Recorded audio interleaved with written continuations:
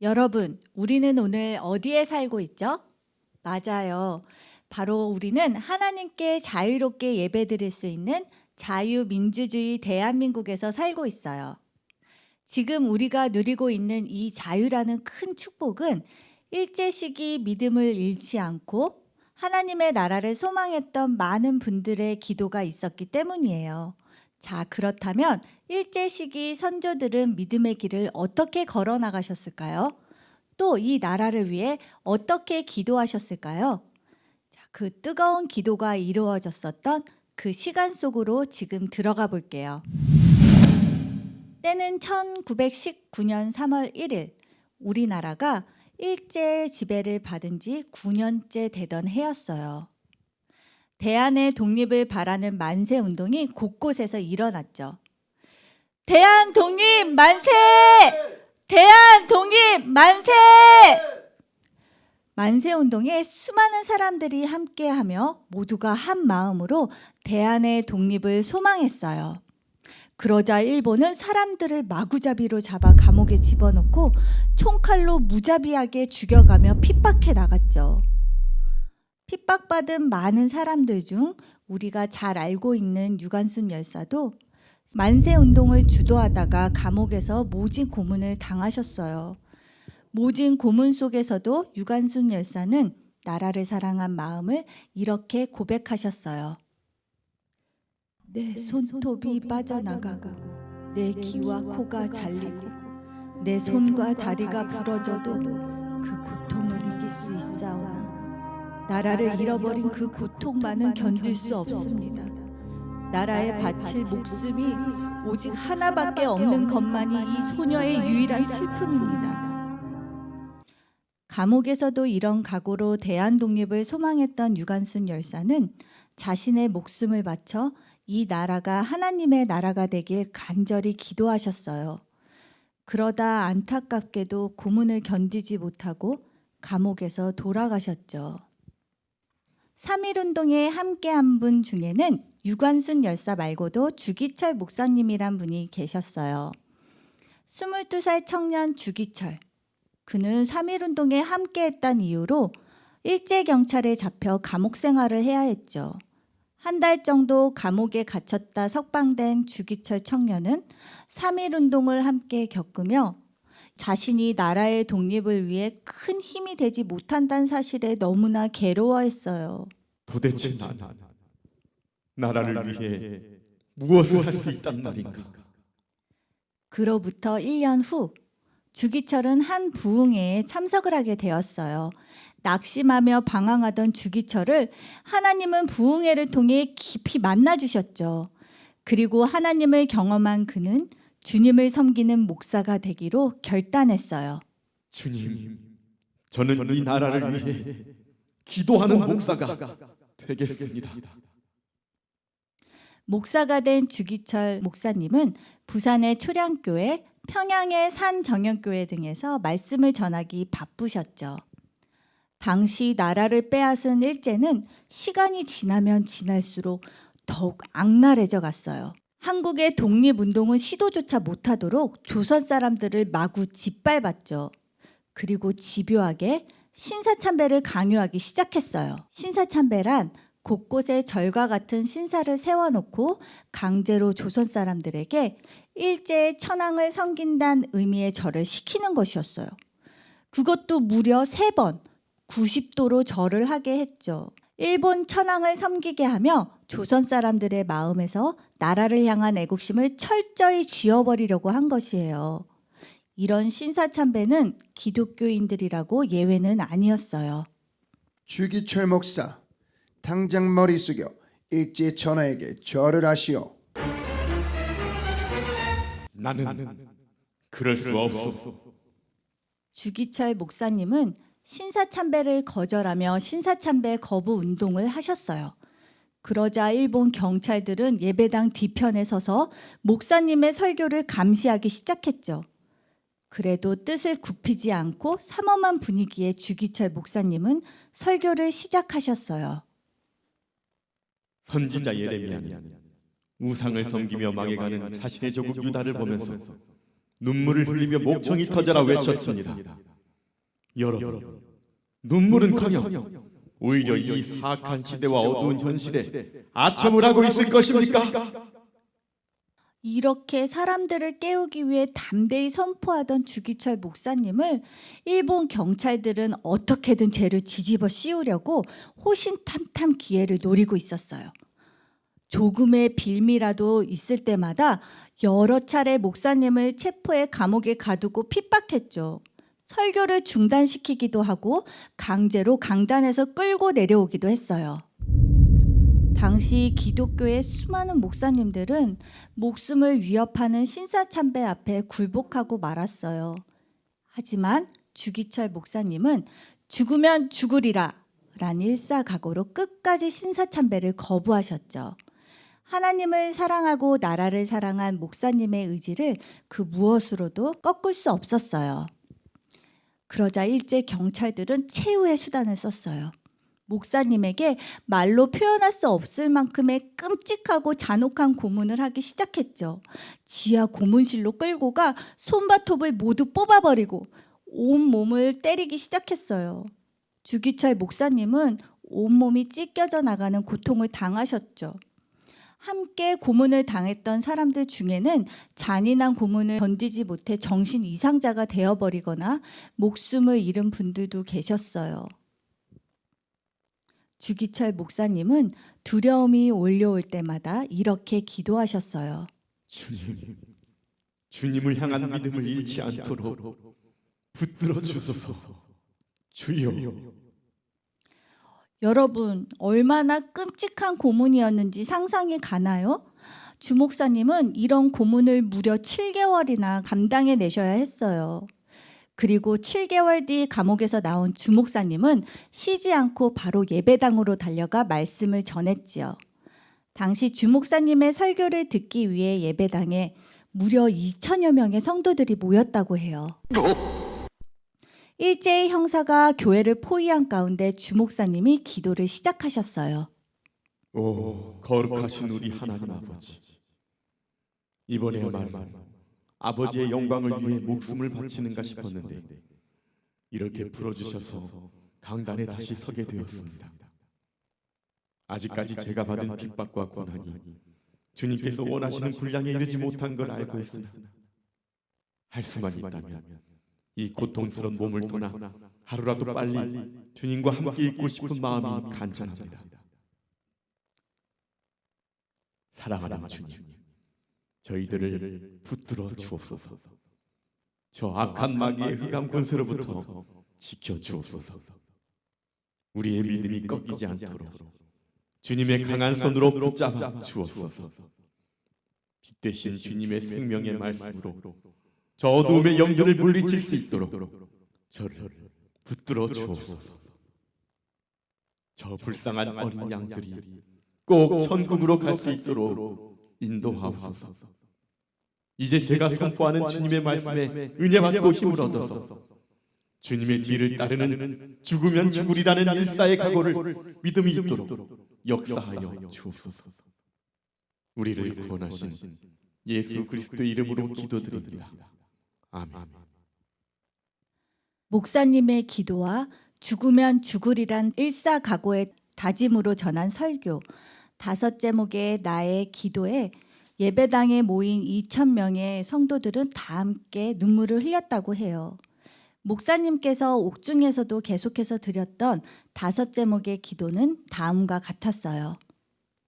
아버지, 죽음의 권세를 이기게 하여 주옵소서. 장기간의 고난을 견디게 하여 주시옵소서. 나이 드신 어머니와 아내와 교우를 주님께 부탁합니다. 의에 살고 의에 죽게 하여 주옵소서. 그리고 내 영혼을 주님께 부탁합니다. 그 후로도 일제의 만행은 계속 악랄해져 갔고 주 목사님을 교회 목사에서 파면시켰어요.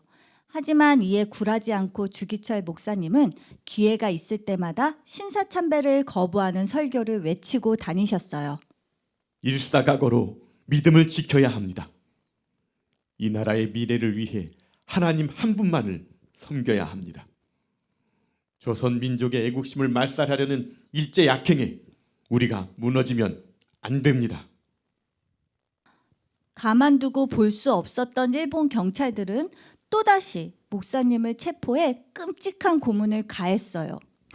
이번엔 주기철 목사님의 어머님과 아내 오정모 사모님 그리고 10살 난 막내 아들을 감옥으로 호출했어요. 방과 방 사이에 투명한 유리가 있어 서로를 볼 수 있는 지하방으로 끌고 가 끔찍한 고문의 현장을 직접 보게 했어요. 그들은 목사님의 손을 뒤로 묶고 공중에 매달아 힘없이 축 처진 목사님의 온 몸을 때리기 시작했죠. 자식이 끔찍한 고문을 당하는 모습에 목사님의 어머니는 그만 정신을 잃고 쓰러지셨어요.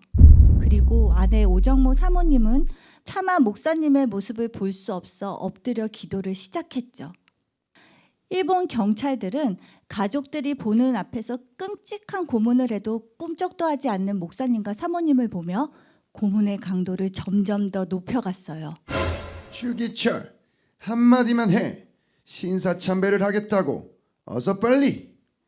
이미 몇 차례 매를 맞다 기절한 목사님에게 또다시 찬물을 끼얹어 깨우고 고개가 바닥으로 젖혀지게 책상에 똑바로 눕혔어요. 그리고는 목사님의 코와 입에 고춧가루를 풀은 새빨간 고춧물을 들이붓기 시작했죠. 들이부어지는 고춧물에 숨을 쉴 수 없게 되자 목사님은 그 매운 고춧물을 들이마시기 시작했어요. 그러자 이번엔 고춧물로 빵빵해진 목사님의 배 위에 의자를 올려놓고 일본 경찰이 올라타 앉아버렸어요. 순식간에 목사님의 코와 입, 귀에서는 붉은 피인지 새빨간 고춧물인지 모를 액체가 마구 쏟아져 나왔지요. 이들의 악랄함은 여기서 끝이 아니었어요. 이제는 건너편 방에서 기도를 하던 오정모 사모님을 마구 때리기 시작했어요. 신사참배를 하겠다고 한마디만 말해. 어린아들이 보고 있지 않나? 그럼 너와 남편 모두 살 수 있어. 여기서 나갈 수 있어. 견딜 수 없는 아픔과 고통을 가족들이 보는 앞에서 가하며 항복을 받아내려는 사단의 악랄한 계획이었죠. 오정모 사모님의 고문이 시작되자 극심한 아픔과 고통 속에서도 주기철 목사님은 두 손을 깍지 끼고 끝까지 기도하셨어요. 끝까지 믿음을 지키려 했던 주기철 목사님은 대안의 독립을 보지 못하시고 모진 고문을 당하다 그만 1944년 47세의 나이로 차디찬 감옥에서 돌아가셨죠. 자신의 신앙을 지키며 나라와 민족을 위해 끝까지 저항한 주기철 목사님. 그는 그렇게 하나님 품에 안기셨어요. 유관순 열사, 주기철 목사님 등 이렇게 많은 분들의 순교와 기도를 주님은 오랜 시간 신실히 듣고 계셨어요. 그리고 우리에게 꿈과 같은 날을 예비하셨죠. 36년간의 일제 통치에서 벗어나 꿈 같은 해방을 우리에게 허락해 주신 것이에요. 1945년 8월 15일 한반도에 다시 한번 함성이 울려 퍼졌어요. 대한 독립 만세! 대한 독립 만세! 해방 3년 후 하나님을 자유롭게 예배하고 섬길 수 있는 나라, 자유민주주의 대한민국이 세워졌어요. 그리고 1948년 5월 31일 국회의원들이 처음으로 다 함께 모인 재헌국회가 열렸지요. 국회의장이었던 이승만은 제일 먼저 하나님께 감사의 고백을 드림으로 이 나라를 하나님께서 세우셨음을 고백하셨어요. 대한민국 독립민주국 제1차 회의를 여기서 열게 된 것을 우리가 하나님께 감사해야 할 것입니다. 종교 사상이 무엇을 가지고 있든지 누구나 오늘을 당해가지고 사람의 힘으로만 된 것이라고 우리가 자랑할 수 없을 것입니다. 그러므로 하나님께 감사를 드리지 않을 수 없습니다. 그리고 이어서 이승만은 종로에서 당선된 목사인 이은영 국회의원에게 나라를 위해 기도해 줄 것을 부탁하셨어요. 이은영 의원과 그 자리에 있었던 모든 사람들은 일제히 일어나 함께 기도했어요. 오랜 세월 동안 우리의 고통과 호소를 들으시고 정의의 칼을 빼서 일제의 폭력을 막아주시어 감사합니다. 아버지, 우리의 기도를 들으시고 일하여 주셔서 이 기쁜 역사적 날을 우리가 맞이할 수 있었던 것은 살아계신 아버지를 전 세계에 나타내신 것이라 믿습니다. 하나님, 아버지 간절히 기도합니다. 우리 조선의 독립과 함께 남북 통일을 이루어 주옵소서. 대한민국을 축복하여 주옵시고 전 세계에 평화를 허락하여 주옵소서. 아버지, 이 나라 대한민국 대표로 세워주신 저희는 연약합니다. 저희들에게 주님의 지혜와 명철과 담대함을 부어주시고 저희들을 인도해 주옵소서. 역사의 첫걸음을 걷는 오늘, 우리는 모든 영광과 감사를 아버지께 올려드립니다. 이 모든 말씀을 주 예수 그리스도 이름 받들어 기도하나이다. 아멘. 그곳에 모인 198명의 국회의원들 중 단 한 명도 기도에 반대한 사람이 없었어요. 모두가 다 한 마음으로 아멘, 아멘 하며 기도를 드렸죠. 어떻게 이럴 수 있었을까요? 당시 이승만을 포함해 그곳에 모인 국회의원들 대부분이 오랜 시간 이 나라를 위해 눈물의 기도를 드렸었기 때문이에요. 당시 90% 이상의 국회의원들이 기독교인이었다고 해요. 국회를 기도로 시작했던 이승만은 건국 대통령으로 취임했던 날도 하나님께 먼저 이 나라를 올려드렸어요. 한 나라의 최고 지도자로 세워지는 자리에서 헌법을 펼쳐놓고 그 위에 책을 한 권 얹어 놓았어요. 무슨 책이었을까요? 바로 그가 읽던 낡은 성경책이었어요. 하나님의 말씀이 헌법보다 더 소중하고 더 중요한 가치가 있음을 전 세계와 전 국민 앞에서 선포했던 것이에요. 나 이승만은 헌법을 수호하고 대통령의 책무에 충실할 것을 우리 민족을 사랑하사 대한민국을 탄생시킨 살아계신 하나님과 3천만 동포 앞에서 맹세합니다. 이러한 고백은 갑자기 이루어진 것이 아니었어요.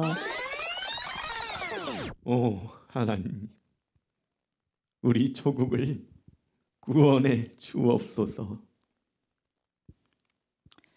오래전 하나님을 만나 기독교 가치관 위에 나라를 세우기로 결단했던 그의 믿음의 고백을 주님께서 들으시고 열매 맺게 해주신 것이었죠.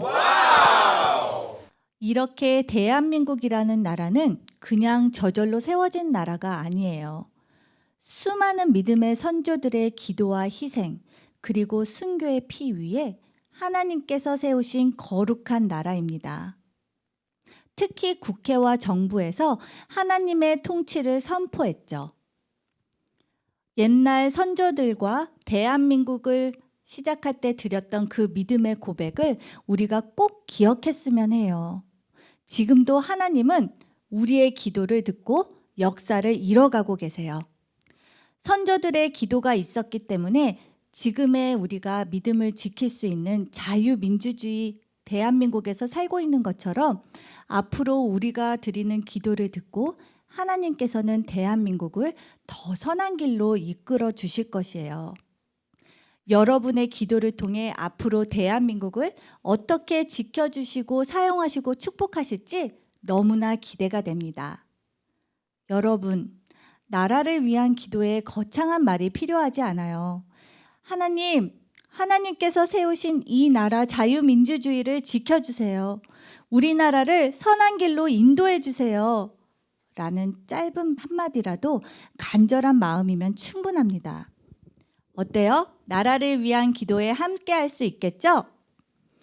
끝으로 나라를 위해 기도하는 기도의 용사로 여러분 한 명 한 명을 세워나가실 하나님께 감사드리며 여러분을 축복합니다. 감사합니다.